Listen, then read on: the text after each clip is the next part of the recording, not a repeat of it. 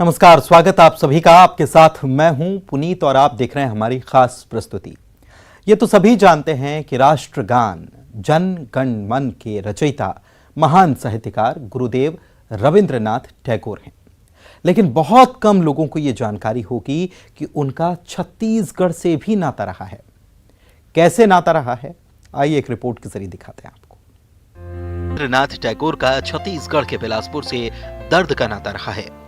सन 1918 में गुरुवर अपनी पत्नी मृणालिनी देवी के साथ बिलासपुर रेलवे स्टेशन पहुंचे थे और इस दौरान रेलवे स्टेशन पर बिताए 6 घंटों के अंतराल में उन्होंने फांकी कविता लिखी और उस दौरान अपने अनुभवों को लिखा। गुरुवर रविन्द्रनाथ टैगोर का बिलासपुर रेलवे स्टेशन से काफी गहरा नाता है। इस वक्त हम खड़े हैं बिलासपुर के रेलवे स्टेशन में। आपको बता दें कि रविन्द्रनाथ टैगोर अपनी धर्म पत्नी का इलाज करवाने के लिए कलकत्ता से बिलासपुर आए हुए थे और वहां बिलासपुर से सीधी ट्रेन पेंड्रा के लिए न होने पर उनको 6 घंटे यहाँ पर बिताना पड़ा था।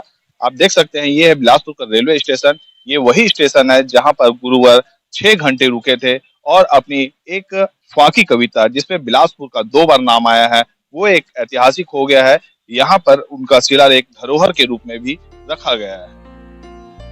गुरुदेव रविंद्रनाथ टैगोर के द्वारा लिखी गई कविता फांकी को आज भी बिलासपुर के रेलवे स्टेशन के गेट नंबर 2 में शिलालेख में 3 भाषाओं हिंदी, अंग्रेजी और बांग्ला में संजोकर रखा गया है। हिंदी, अंग्रेजी और बांग्ला भाषा में लिखी कविता सभी का ध्यान अपनी ओर परवश ही आकर्षित करती है।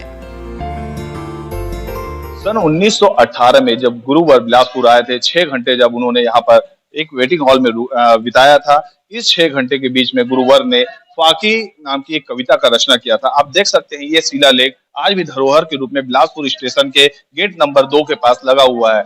ये जो फाकी कविता आप देख रहे हैं, ये हिंदी में लिखा हुआ है। इसमें उन्होंने अपनी धर्म पत्नी की पीड़ा को यहाँ व्यक्त किया है। वहीं आप इस दूसरे शिलालेख को देखेंगे, यह शिलालेख पूरी तरह से बांग्ला भाषा में लिखा हुआ है और ये इंग्लिश में जो लिखा हुआ है, ताकि जो भी जिस भाषा का ज्ञान रखते हैं लोग उस भाषा में जो गुरुवर है रविन्द्रनाथ टैगोर जी, उनकी कविता को देख सके।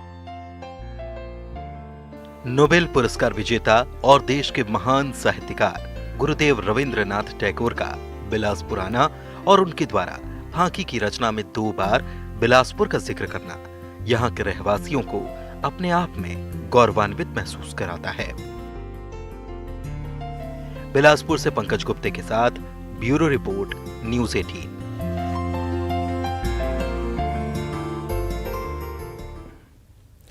गुरुदेव रविंद्रनाथ टैगोर का छत्तीसगढ़ आना महज संयोग नहीं था। वे यहां अपनी पत्नी मृणालिनी देवी के इलाज के लिए पहुंचे थे और उन्होंने यहां 81 दिन गुजारे थे। दिखाते।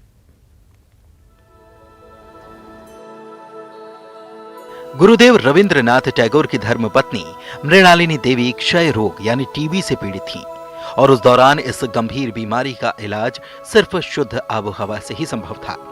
बताया जाता है कि ऐसी शुद्ध आबोहवा वाले देश में सिर्फ 3 स्थान थे और उन्हीं में से एक था बिलासपुर जिले के पेंड्रा स्थित सेनेटोरियम।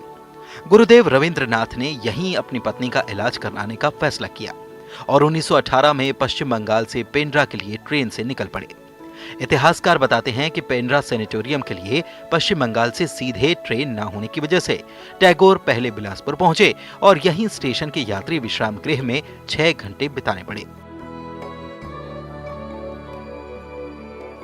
के रेलवे स्टेशन यात्री प्रतीक्षालय में, जहां पर गुरुवर रविन्द्रनाथ टैगोर ने करीबन 6 घंटे यही वेटिंग हॉल में बिताया था। आप देख सकते हैं कि ये बिलासपुर का रेलवे स्टेशन है। यहाँ से रविन्द्रनाथ टैगोर 6 घंटे बिताने के बाद बिलासपुर से पेंड्रा, जहां पर सेनेटोरियम है, वहां जाकर के वो अपने धर्मपत्नी का इलाज कराने के लिए 81 दिन वहां रुके थे। पेंड्रा का ये वही सेनेटोरियम है जहां गुरुदेव रविंद्रनाथ टैगोर ने क्षय वार्ड में अपनी धर्मपत्नी को इलाज के लिए भर्ती कराया था। पत्नी के इलाज में गुरुदेव ने यहां 81 दिन बिताए। जानकार बताते हैं कि इन 81 दिनों में उन्होंने यहाँ रहकर न केवल कई रचनाएं की, साथ ही खाली समय में नाटक का मंचन भी वे करते थे। लगभग 80 से 90 दिन उन्होंने निवास किया था तब उनकी पत्नी का स्वास्थ्य में सुधार अपेक्षाकृत नहीं हो पा रहा था, उनका स्वास्थ्य गिरते ही जा रहा था। गुरुवर रविंद्रनाथ टैगोर, जो कि एक सृजनधर्मी साहित्यकार थे, उन्होंने यहाँ पर बंगाली भाषा में प्रसिद्ध कविताओं का सृजन किया और वे खाली समय में गुरुकुल के स्वास्थ्यप्रद वातावरण में हरियाली के घनी छांव के नीचे अलग अलग स्थानों पर नाटक भी मंचन करते थे। उनके नाटक के मंचन में कलाकार वे ही हुआ करते थे जो कि अपने अपने संबंधियों का इलाज कराने के लिए, टीबी का इलाज कराने के लिए पेंड्रा रोड सैनिटोरियम आए थे। यहाँ गुरुदेव ने नाटक के मंचन के लिए खुद चबूतरे का निर्माण किया था और इसी चबूतरे पर सप्ताह में 2 दिन शनिवार और रविवार को रंगमंच करते थे। इस चिंता से ग्रस्त थे कि उनके मरीज का क्या होगा, तब वे सब मिलकर गुरुवर रविंद्रनाथ टैगोर के निर्देशन में यहाँ टीबी सैनिटोरियम पेंड्रा रोड में एक चबूतरा बनाकर, जो कि चबूतरा आज भी है, अपने हाथ से उन्होंने चबूतरा का निर्माण किया था और उस चबूतरे पर वे नाटक का मंचन करते थे। इस प्रकार वो अपना समय व्यतीत करते रहे। लंबे इलाज के बावजूद उनकी पत्नी का स्वास्थ्य लगातार गिरता गया और यहीं उनका निधन हो गया। गुरुदेव ने यहीं सैनिटोरियम से कुछ ही दूरी पर उनका अंतिम संस्कार किया। गुरुदेव की पत्नी का यहीं निधन हो गया और वे दुखी मन से वापस बंगाल रवाना हो गए, लेकिन उनकी यादें आज भी इस सैनिटोरियम से जुड़ी हैं और यहां से वापस लौटते समय बिलासपुर स्टेशन पर उन्होंने अपनी अधूरी कविता फांकी को पूरा किया। बिलासपुर से पंकज गुप्ते के साथ ब्यूरो रिपोर्ट, न्यूज़ 18।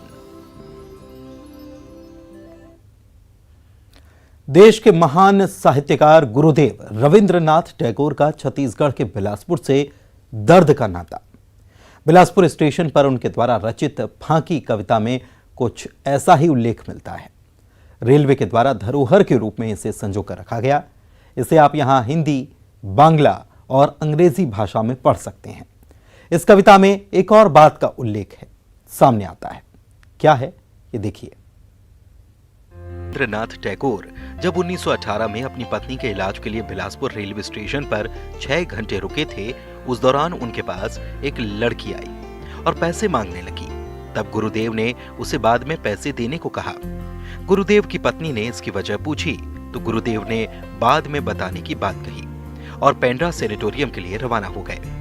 पत्नी की मृत्यु के बाद पेंड्रा से लौटकर दोबारा रविंद्रनाथ टैगोर को बिलासपुर स्टेशन में फिर वक्त गुजारना पड़ा और उन्हें यहाँ उस लड़की की याद आई जिसने उनसे पैसे मांगे थे और गुरुदेव के द्वारा बाद में देने पर पत्नी ने उनसे ऐसा करने की वजह भी पूछी थी, जिसे नहीं बताने के दुख के साथ ही गुरुदेव ने अपनी पत्नी वियोग और अपने दर्द को इसी स्टेशन में बैठकर फांकी नाम की कविता में उल्लेखित किया है। रविंद्रनाथ टैगोर जी 1918 में अपनी अर्धांगिनी के साथ में कलकत्ता से सफर करते हुए बिलासपुर आए थे और बिलासपुर के स्टेशन के प्रतीक्षालय में कुछ समय उन्होंने व्यतीत किया था, जहां पे फांकी का उनके द्वारा लेख किया गया था और उस कविता में भी बिलासपुर का जिक्र किया गया है। और निश्चित तौर पे इतने महान व्यक्तित्व रखने वाले टैगोर जी के यदि किसी भी संरचना के अंदर बिलासपुर का मेंशन होता है, ये बिलासपुर, छत्तीसगढ़, बिलासपुर वासियों के लिए बहुत ही गर्व की बात है। विश्वविख्यात महाकाव्य गीतांजलि की रचना के लिए गुरुदेव रविंद्रनाथ टैगोर को नोबेल पुरस्कार से सम्मानित किया गया था। यहाँ के स्थानीय नेता बताते हैं कि इस रचना में बिलासपुर में रचित फांकी कविता का भी उल्लेख मिलता है। रविंद्रनाथ टैगोर जी की धर्मपत्नी का स्वस्थ नहीं हो पाई, उनकी इलाज के दौरान ही मृत्यु हो गई और उन्होंने इस बात को लेकर एक कविता भी लिखी है जो बिलासपुर स्टेशन के कलेक्शन में है और उनकी जो पतालका करके काव्य संकलन है उसमें भी उस कविता फांकी का जिक्र है, जिसमें बिलासपुर स्टेशन का उन्होंने 2 बार जिक्र किया है। साथ ही साथ जिस पुस्तक के लिए उनको नोबेल प्राइज इन लिटरेचर दिया गया, गीतांजलि, उस पुस्तक में भी अगर आप पढ़ेंगे तो 2 बार यहाँ से बिलासपुर से जो गुजरती है गीतांजलि एक्सप्रेस, उसका उन्होंने उल्लेख किया है। बिलासपुर के पेंड्रा सैनिटोरियम में गुरुदेव की पत्नी के निधन के बाद उनके दर्द को बयां करती फाकी कविता और यहाँ उनके बिताए गए पल को स्मारक के रूप में सहेजने की आवश्यकता है। साहित्यकार सतीश जायसवाल का कहना है कि ये ऐतिहासिक घटना है और इस पर एक अलग तरह का स्मारक और शिक्षण संस्थान होना चाहिए जो उस परंपरा को आगे बढ़ाए। तो उनसे बात कर लेनी चाहिए एक बार अगर मौका मिलता है तो। लेकिन मुझे लगता है कि ये इतनी बड़ी ऐतिहासिक घटना है कि इस पर आगे काम करना चाहिए। इसका संबंध हमारे छत्तीसगढ़ की गौरव से है। तो मेरा सुझाव यही है कि इस पर आगे खोजबीन होनी चाहिए और वहाँ यथोचित स्मारक की योजना बनाई जानी चाहिए, लेकिन वो थोड़ी सी अलग किस्म के हो, जिस तरीके से गुरुदेव रविन्द्रनाथ टैगोर कुछ अलग सोचते थे, तभी तो उन्होंने शांति निकेतन की स्थापना की। वरना तो हमारे यहाँ बहुत मूर्ति बना दो, मूर्ति तो बन गई तुम्हारे यहाँ बिलासपुर में, क्या हासिल होगा? शिक्षण संस्था इस तरीके की कोई चीज, ऐसा कोई स्मारक हो जो उस परंपरा को आगे बढ़ाए। कवि, साहित्यकार, दार्शनिक, नाटककार, संगीतकार, चित्रकार के साथ नोबेल पुरस्कार विजेता गुरुदेव रविंद्रनाथ टैगोर की यादें भले ही दर्द भरी रही हों, लेकिन उन्हें आज सहेजने की आवश्यकता है ताकि वर्तमान और आने वाली पीढ़ी उनके द्वारा यहाँ बिताए गए पलों के बारे में जान सके और उनसे कुछ प्रेरणा ले सके। बिलासपुर से पंकज गुप्ते के साथ ब्यूरो रिपोर्ट, न्यूज़ 18।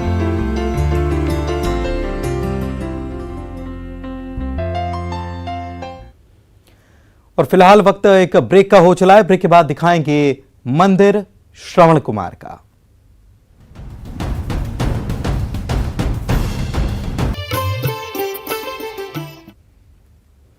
मातृ पितृ भक्त बेटे श्रवण कुमार को कौन नहीं जानता। श्रवण कुमार को हर कोई जानता और मानता भी है, पर उसका अनुसरण करना सबके बस की बात नहीं। लेकिन क्या आप जानते हैं कि बिलासपुर में एक ऐसा गांव है जहां का बच्चा बच्चा श्रवण कुमार को चरितार्थ कर रहा है।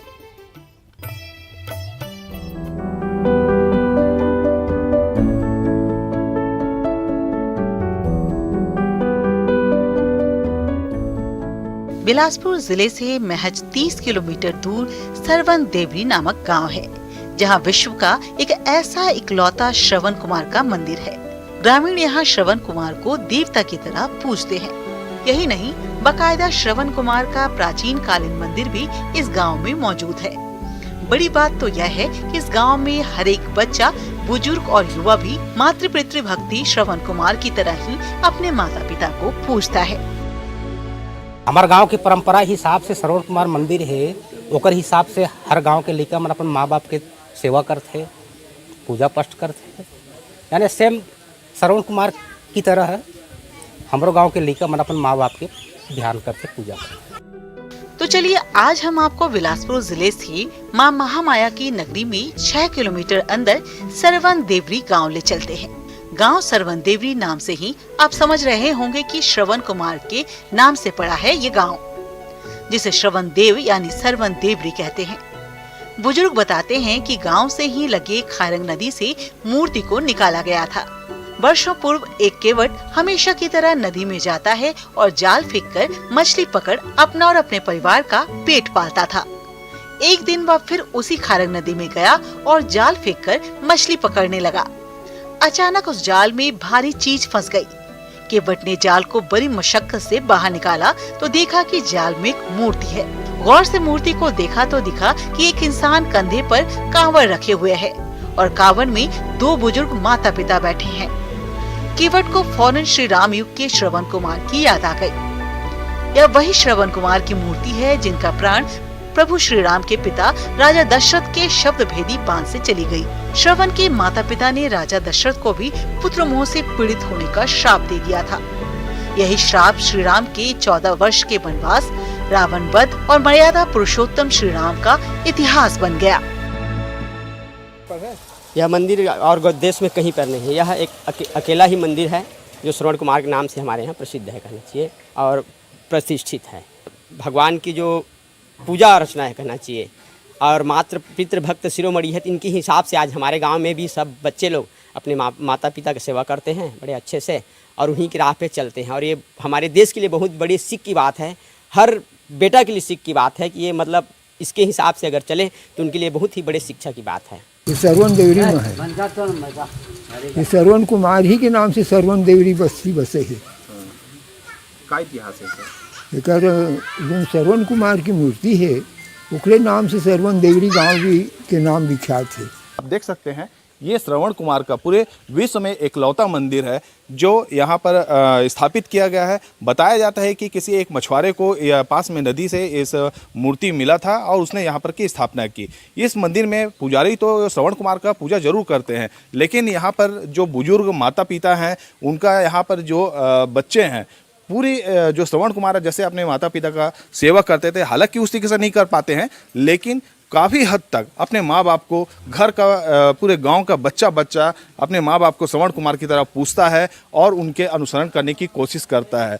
आप देख सकते हैं कि यहाँ पर जो बुजुर्ग हैं, गांव की महिलाएं हैं, लड़के हैं, ये सब शाम को एकत्रित होते हैं, मंदिर की पूजा करते हैं। पूजा करने के बाद अपने माता पिता के समान जो बुजुर्ग हैं उनका आशीर्वाद लेते हैं और श्रवण कुमार को याद करते हैं। बिलासपुर से न्यूज़ 18 के लिए पंकज गुप्ते।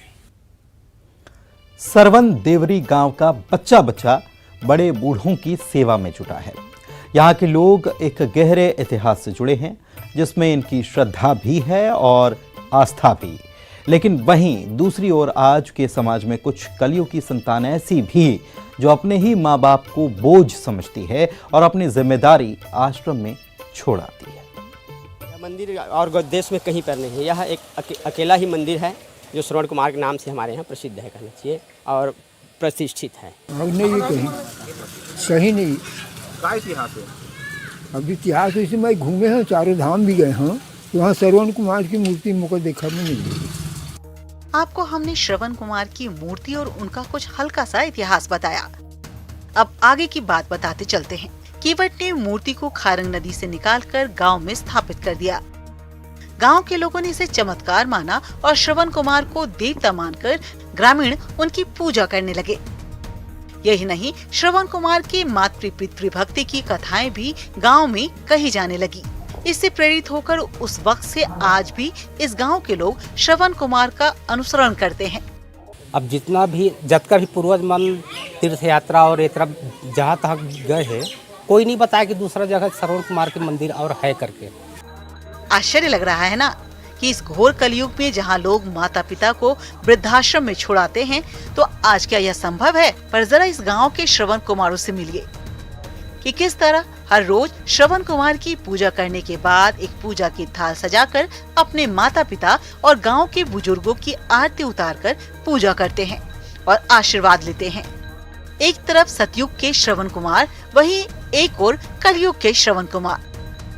ये श्रवण कुमार हमारे गांव का है, जो हम लोग पूर्वज से अभी हुए हैं, जान रहे हैं। जैसे अब अपने माता पिता की सेवा करते थे, वैसे हम लोग थोड़ा अपने माता पिता सेवा करते हैं। आपने अनाथ बच्चों के बारे में तो सुना और देखा ही होगा, पर क्या कभी आपने 5-5 बच्चों के अनाथ माता या पिता के बारे में कभी सुना है? जी हाँ, हम उन अनाथ माता पिता के बारे में कह रहे हैं जिनके बच्चे होने के बावजूद घर से बेघर अनाथों की तरह वृद्धाश्रम में अपनी जिंदगी के बचे खुचे दिन काट रहे हैं। बिलासपुर के वृद्धाश्रम में रह रहे इन बुजुर्गों को देखिए। आज के श्रवण कुमारों ने इन्हें वृद्धाश्रम की तीर्थ यात्रा करा दी है। वहीं उस श्रवण कुमार को याद कीजिए जिसने अपने माता पिता की तीर्थ यात्रा की इच्छा पूरी करने के लिए कंधे पे कांवर रखकर माता पिता को उसमें बिठाया और निकल पड़ा उन्हें तीर्थ दर्शन कराने। इस वक्त हम खड़े हैं बिलासपुर के ऐसे वृद्धाश्रम में जहाँ के कलयुगी बच्चे अपने माँ बाप को लाकर यहाँ छोड़ दिए हैं, वो भी सिर्फ इस कारण क्योंकि उनकी मानसिक स्थिति अब ठीक नहीं है। वहीं एक और पिता हैं जो बचपन से अपने बच्चों को लालन पालन किया और अंत में जब उनके पैर कट गए तो उनके बच्चे उनको अनुपयोगी समझते हुए वृद्धाश्रम में लाकर छोड़ दिए।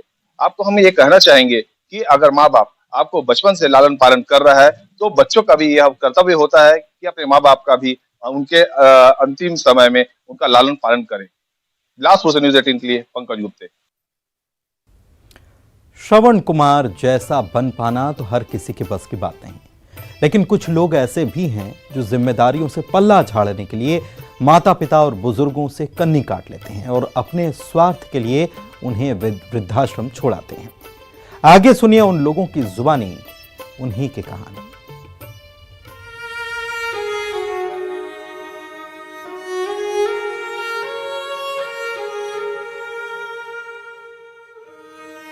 आपको हमने श्रवण कुमार के मंदिर दर्शन करा दिए। अब आपको शहर के बीच स्थित कलयुगी श्रवण कुमारों के द्वारा अपने माता पिता की भक्ति की दूसरी तस्वीर दिखाते हैं।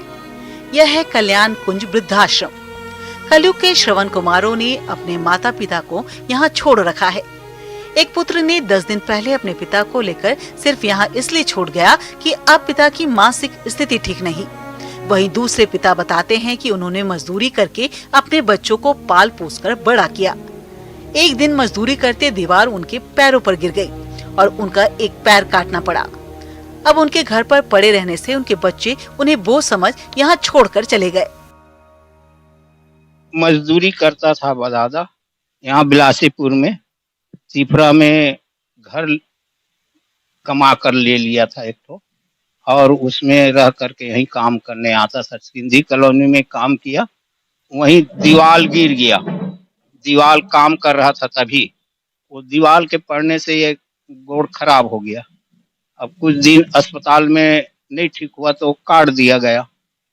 अब इसी के नाम से बच्चे लोग नहीं रखेंगे, नहीं पहुंचेंगे, ऐसा बोल दिया। 10 साल हो गया साहब मेरे को यहाँ रहते।